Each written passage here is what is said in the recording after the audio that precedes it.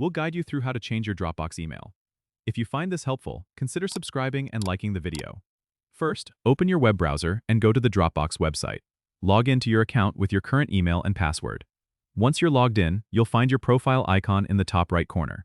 Click on it and from the drop-down menu, select Settings. You'll be directed to the General Account Settings page.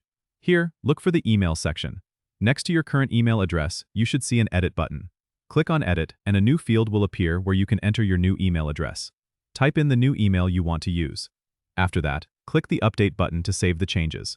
Dropbox will send a confirmation email to your new address. Go to your email inbox and find the email from Dropbox. Open it and click on the confirmation link provided.